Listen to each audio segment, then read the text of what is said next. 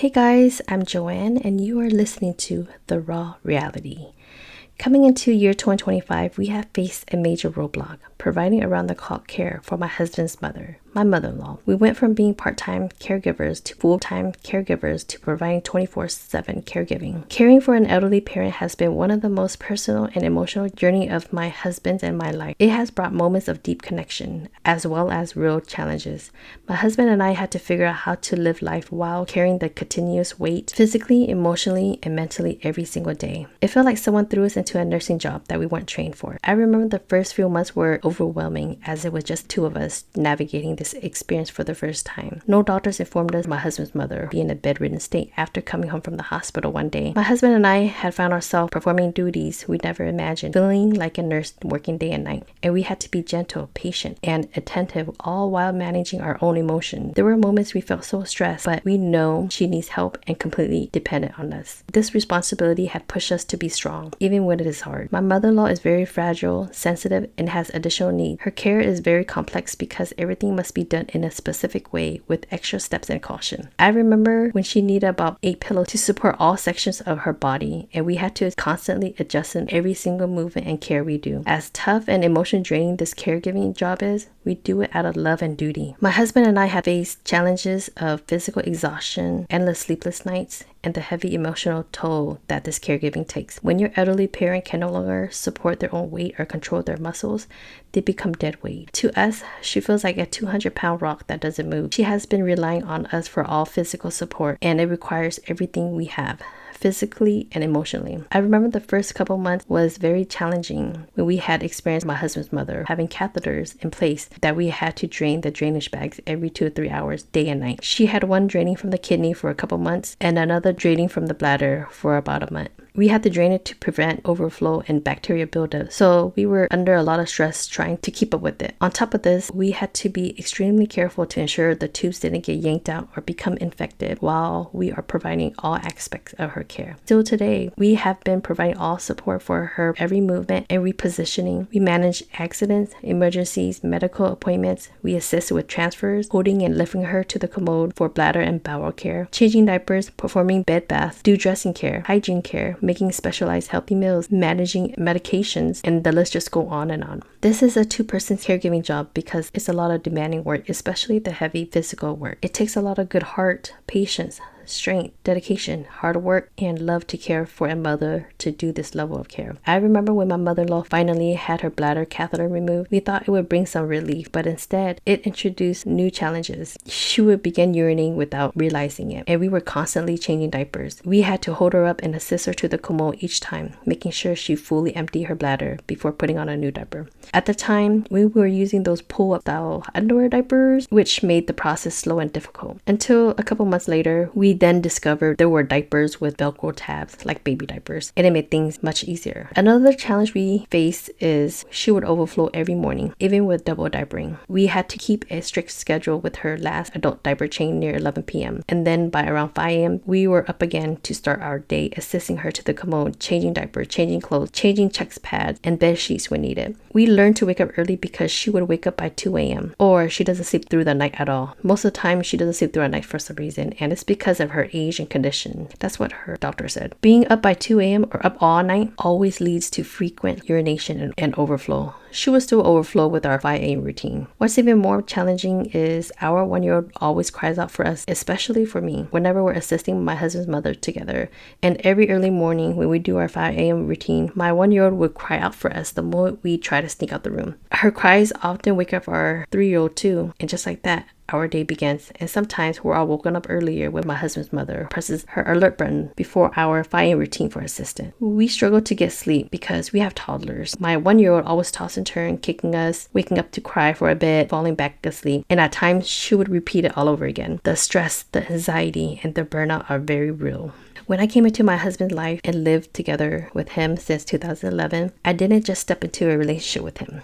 I stepped into a chapter that also included his mother, who was also living with him as well. I didn't mind living with her, and I am not someone who would neglect or dislike her. Instead, I choose to help and support her down the road. She was a person with her own needs, help, and experiences. Caring for her with my husband for many years isn't easy, as it's a lot of work. It required patience, understanding, and sacrifices. I do it because family isn't about blood. It's about the choices we make to love and care for one another. She often tells me I'm like a daughter to her, as I'm always helping her with my husband. What I love most about my husband is that he is a true family man, someone with deep love for his family and care for his mother. Over the 14 years being part of my husband and my mother-in-law's life, I've seen firsthand how my husband has always been there for her and helping her, as if he were her only child. She has depended solely on him, and I can see why, as the youngest son in the family, has to provide a house for her to stay, because no one else will.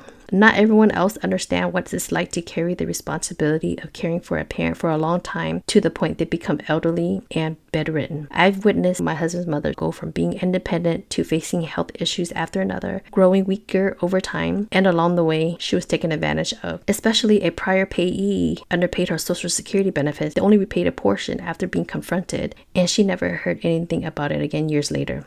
It all has been documented and spoken in her very own words by my mother-in-law. So of course, there's no defamation here. So to those who took advantage of the elderly, only time will tell, because the truth always prevails. Anyways, the biggest challenge my husband and I had faced was balancing responsibilities, juggling the caregiving with our own family life, kids, works, and personal needs. In the past months and years, we have faced going through a non-stop cycle of appointments, phone calls, ER visits, new medical challenges, referrals, therapy sessions, and home visits, not just for my mother-in-law, but for my husband and my 3-year-old autistic daughter. There were days we had so many different people coming in and out of our house that I joked with my husband, saying, we must look like drug dealers to our neighbors. The highest number of doctor appointments we had in a 2-month period was 17 appointments just for my mother-in-law alone. Life has been very busy managing everything on our own for the longest time. My mother-in-law is truly blessed to have the youngest son who stood by her all these years, despite the fact that he himself suffered a stroke and faces health issues for a lifetime. Being a stroke survivor comes with its own set of challenges, but people seem to forget that my husband had a stroke and expect him to do everything for his mother. But let's be clear here. There's no excuses of what my husband is going through. My husband did not choose to neglect his mother. He stepped up because no one else was going to take care of her. And of course, this would not be possible without me, because we are one and my husband could only handle so much. The raw reality is no one wants the responsibility of taking care of my husband's mother or live with her except for us. We do everything and anything we can to support her, understand her, educate her, help her, assess her. It truly feels like everyone just looked the other way and left her on my husband all these years. I have not yet seen a full day off break while living with my mother-in-law because she's afraid to be home alone. Not even a quick trip to a gas station down the street would freak her out. Everyone and anyone is welcome to take my husband's mother of the house for a day to give her a change of scenery without us. Take her out to dinner, have her spend the night, take her on a short vacation, do anything without us involved, because doing so would give us a much needed day off without worrying about her. To be honest, my mother-in-law lives a sad life. She doesn't really communicate well with others or speak up for herself, which I can clearly see why it has always been my husband's name being called from every direction. Another challenge my husband and I have faced is raising our own kids ourselves without any help. Something that comes with its own set of difficulties. My 3-year-old who has autism requires specialized attention, patience, and structured routines, while my 1-year-old still needs care, love, and engagement. They say it takes a village to raise a child, but for us, the village is just us taking care of 2 kids and an elderly parent at the same time. Another hardest challenge we faced was daily chaos of my 1-year-old daughter screaming. It's that non-stop piercing cries and screams, desperate for our attention, or my other child having meltdowns, or both of them fighting. And at the same time, my husband's mother needs assistance that required both of us. It's always one thing happening after another, or things happening all at once. It made things so difficult to balance the kids' needs with the constant demands of elderly caregiving. I remember the very first time we assisted my husband's mother's bowel movement while she was lying on her low queen-size bed, and she still had catheters on. Our 1-year-old would be crying at the top of her lungs nearly an hour and a half. Everything took time due to my mother-in-law's condition, her situation, her needs, her catheters being attached, and we didn't have a hospital bed for a month. It was so difficult whenever assisting with bowel movements in bed. The bed was the only position she felt comfortable at the time before trying out the commode after a month or 2 later. She was physically too weak, especially couldn't push normally, hard to push, and she couldn't hold up her legs. I was like a doctor helping an elderly woman giving birth to a stool. While while making sure it doesn't touch her catheter. And my husband was like my assistant, holding her legs still and all. It felt like torture every single time when we are assisting with bowel movements or doing bed baths, because those two cares take so long. The kids are always going to cry in the background waiting for us. It's painful to know you can't be there to comfort your crying kids when they need you the most. Bowel movements is one of the toughest jobs, especially when she is physically too weak.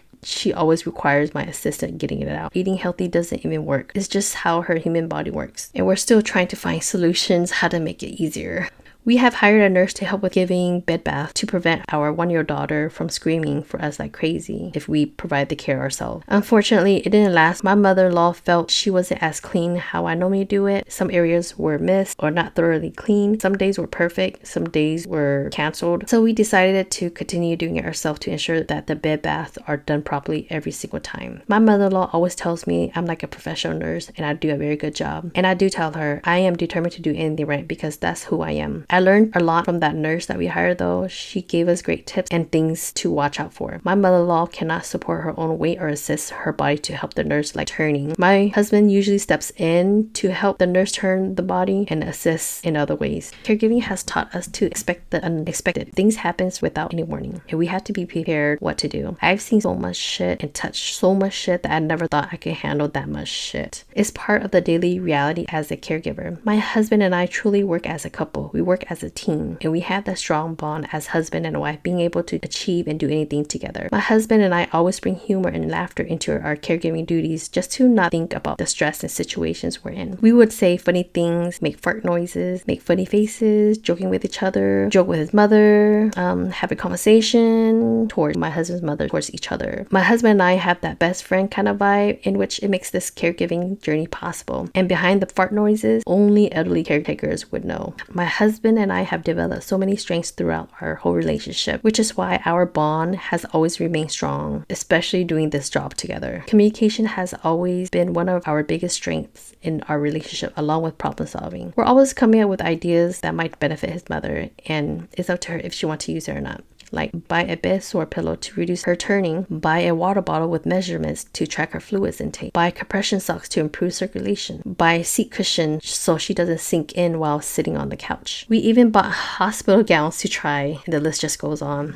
Now let's talk about my mother-in-law's room. I love how we put in the effort to make her room into a hospital setting. We want to make her feel as comforting for long-term care. We keep her room clean and organized. Everything in the room is there for a purpose: comfort, care, and survival. On the side of the room, there's a storage drawer and a table with medical supplies, wound and care supplies, hygiene supplies, gloves, masks, wipes, gauze, phone dressing, bandages. There's infection sprays, adult diapers, chucks, bed bath supplies, nail grooming supplies, washcloths, hospital towels, and so much more. And at the center of the room, there is a fully adjustable hospital bed equipped with side rails for safety and a remote to control its position. She also has a call button within easy reach to alert us 24/7. Next to the bed, we got her an adjustable tray table that can swing over the bed for personal and meals at all times. The TV is wall mounted so she could watch her favorite channels. And at nights, the lights will be dim throughout the whole night for comfort. There will never be darkness. She's afraid of the dark.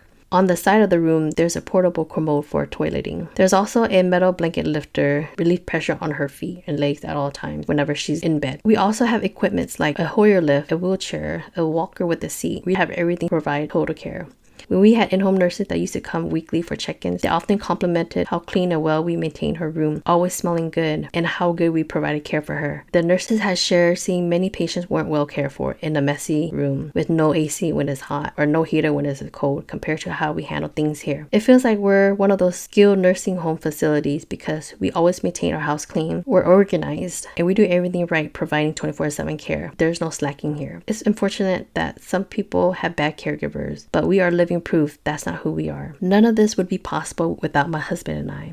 I wouldn't even know what would happen to my husband's mother if my husband has never survived his stroke. And I truly believe no one else would care for his mother the way my husband does and the way I do as a daughter-in-law. She tells us if it wasn't for us, she would have been neglected somewhere. No one has ever given her love, care, and help besides my husband and I. Sometimes I ask God, Why did you choose my husband out of everyone? Why didn't you choose someone who is strong and healthy? Why didn't you choose someone who hasn't had a stroke or someone who isn't going through so many challenges alone? Why didn't you give us a village? I believe that the way my husband and I live our lives, God sees good in us, especially the truth. And that truth reflects who we are, how strong we are. No matter how much we've endured in life, we still do it. We do it right. My husband's mother only trusts us for her care, and this speaks volumes. It's really rare to find good-hearted people like us that's willing to sacrifice and take care of a parent with the same high-quality caregiving level as professional nurses. As I mentioned, caring for my husband's mother is a two-person's job. My husband and I always hurt ourselves in the process because of all the heavy lifting, pulling, repositioning, holding her up for physical care, and providing all aspects of care for her daily living. We both can't get a day off or even a vacation or a getaway. Sick days doesn't even exist for us either. Whenever we're not feeling well, kids are sick, we're injured or whatnot, we have to fight through it because work is work, and that's what God made us. We can't just pick up the phone and have two people available to cover our entire day, which usually starts 5 a.m. through 11 p.m. at night. Plus, someone needs to be available after hours just in case for unexpected call button rings for assistance. We cannot afford to hire two caregivers so that we both could get a day off or call in sick. IHSS could only pay certain amount of hours. And most importantly, it's hard to find reliable people who will do this job properly without cutting corners, being absent or whatnot. It's a big responsibility. We would gladly hand over this caregiving responsibility to any family members to take my husband's mother, provide 24/7 care, and carry the weight that comes with it. Do everything what we do. Take it all. The raw reality is no one wants to take on this big responsibility. If they did, we would be in this situation right now. We've been by her side all these years while everyone got to live their lives without any worries or breaking their backs every single day. I truly feel the pain for my husband because my husband is a stroke survivor who has weakness on one side of his body with chronic pain and numbness. I feel the pain for my husband for adding another huge layer on top of his own physical struggles because he doesn't have a choice. It goes to show when your parent lives under your roof, the full responsibility falls on you. And even if they don't live with you, it's still your responsibility because they have been relying on you all these years. This is what I see. This is what my husband and I experience. I believe that many people don't want their parents living with them because they don't want to deal with the sacrifices. They don't want to sacrifice of their freedom, their jobs, their vacation, their privacies, and their lives, everything. And especially when you're in a situation where your parent cannot be left at home alone at all times, that was a challenge for us for many years. We always had to find someone or hire someone available to supervise my husband's mother so we could do the simplest thing in life, like run an errand that required both of us or take the kids to their appointments. I remember we hired this one person, they never showed up, and we had to cancel our plans. It's never like you wake up one day and say, hey, it's nice and sunny outside, let's go take the kids to the park together. Well, nope, it doesn't work that way. We have to schedule an appointment to see if that person's available. Otherwise, one of us would just stay home while the other take care of business and personal matters. We definitely don't go out anywhere together, especially this year, because of between my husband's mother's condition, our kids, ourselves, the nonstop work, it's just not possible. We are not selfish, obviously. We don't care about going out to date night, movie theaters, vacations, whatever. None of that haven't mattered for many years. We always know how to have fun, just the two of us at home. And that's how strong our relationship is. Anyways, let's talk about IHSS. We joined the in-home supportive services program pretty late. I wish we knew about IHSS many years ago to be paid for the hard job we do. We were told false information that we couldn't collect IHSS while being state workers. IHSS doesn't pay you just to watch your elderly parent because they only cover for the specific jobs you do. And the number of hours IHSS gives never reflects the real time and energy caregiving demands. So any services outside of IHSS list will be out of your own expense. Our responsibilities has been endless. I work before going to work. I work during work. I work after work. I go home to work. I start working the moment my eyes open because we have a mother to take care of, kids to take care of, full-time jobs to take care of ourselves, and take care of everything else that happens under our roof to keep things going. It's been a non-stop cycle because the responsibilities never pause. I am thankful for my management to let me telework all this time to help take care of my mother-in-law because it's very hard doing it alone for my husband, especially when he is weak and has a disability himself. And whenever I was in office once in a while or so, I'm thankful to my in-law for coming for a couple of hours or so before lunchtime to help my husband together carrying their mom to the commode and changing her diapers. I sacrificed sacrifice my time to wake up earlier than usual whenever I have to go in the office. I need to get ready for myself, and then I make sure to have enough time to assist my mother-in-law for her diaper change with my husband around 5 a.m. The only quiet time my husband and I would ever get for ourselves is after our toddlers fall asleep. We would use that time to clean our house or whatnot, and after my mother-in-law's final diaper change near 11 p.m. And we would squeeze in a couple of hours to watch a movie, rest, or unwind, only to start over again just a few hours later. There are moments when my husband and I look at each other completely drained, wondering how we're going to hold everything together, especially when life seems to throw everything at us, one thing after another. Somehow we both find the strength to keep going because we have good hearts and strong values. Many doctors and nurses recognize the great care we provided to my husband's mother, and it means a lot to us to be appreciated and recognized. Doctors had shared they have seen many of their patients way far worse, where patients are neglected, unclean, and clearly not cared for. Caring for elderly is very hard in general, but it takes a lot of hard work to do so. Caring for someone isn't just about keeping them company. It's about putting in the hard work to ensure they are safe, clean, fed, and comfortable at all times. There are so many people out there neglect the care of their elderly parents, ignore their needs, but that's not who we are. If your parents' lips are dry, apply lip balm instead of letting them crack. If you see eye boogers, wipe them away instead of letting them build up to the point their eyes are glued shut. If your parent is thirsty, don't ignore them or give them only a tiny sip just because you don't want to deal with changing a diaper afterwards. And especially, you can get UTI, you can get infection. If you truly care about your parents' health, prepare fresh, healthy meals with fruits, veggies, and a glass of water. Not just something thrown together with a sugary ass drink on the side. We always make it a priority to prepare healthy meals every single day, as my mother-in-law requires specialized meals because she could only eat certain things, certain meats or whatnot. There's a lot of things that she can and can't eat. It's something caregivers should never overlook because they say you truly are what you eat. So providing unhealthy meals doesn't just affect their well-being, it also leads to more health complications, more doctor visits, and more stress on us caregivers. Living through this has opened our eyes, realizing we need to start saving up for ourselves to go into nursing homes because we never want our kids to go through what we go through right now. Nursing homes don't accept bedbound patients, so you have to look for a private skilled nursing home at your own expense. And if you are a IHSS recipient, that will stop including your Social Security. Skilled nursing homes are very expensive, with costs depending on the location and the level of care. It's like having a double or triple mortgages, ranging from the minimum of $3,400 currently as much as $11,000 per month to care for an elderly person. And these costs will continue to rise over time. So make sure y'all save up. We've done our research, and this was the information shared with us, which I'd like to pass along. Caregiving for the elderly people is way far from simple. It's nothing like what we see in movies. The level of care we experience feels like caring for a newborn and a toddler at the same time combined in one body, but 10 times harder. It's a life of complete dependence, fragile, sleepless nights, and constant supervision. When it comes to most Asian elderly parents or some, caregiving gets even more complicated. They are very stubborn and stuck to their own ways. It feels like you're talking to a brick wall when you're trying to give guidance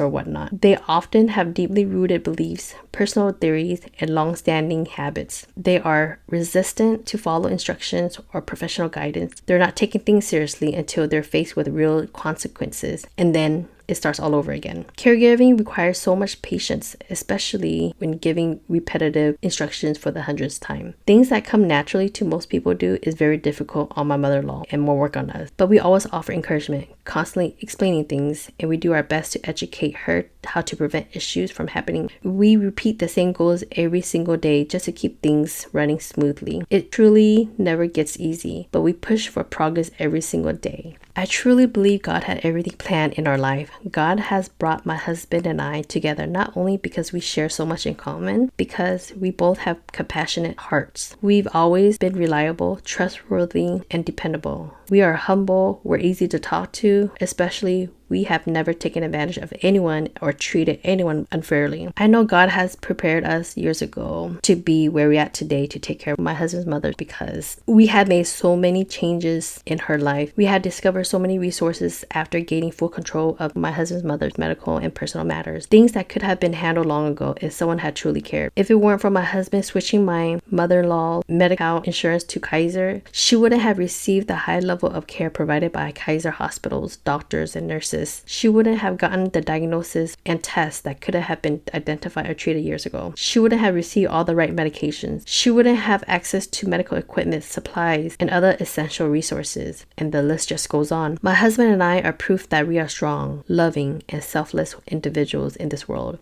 We set an example of what it means to be a power couple, to show resilience in the face of hardship through every stage of life. We're setting an example for our daughters. They see, they hear, they understand that their grandma needs care. My 1-year-old is already showing signs of compassion and caregiving. It was one day after my husband and I helped her grandma sit on the couch to watch live church virtually. My 1-year-old daughter went in the other living room and brought back a blanket for her grandma. She will also bring throw pillows for her comfort. She even shares her own snack. My daughter helps every day now, and it's so sweet. That moment reminded us how much children truly watch and learn from what we do, from what we say, how we live. Not many people can handle this level of care or wouldn't even lift a finger or do the dirty work.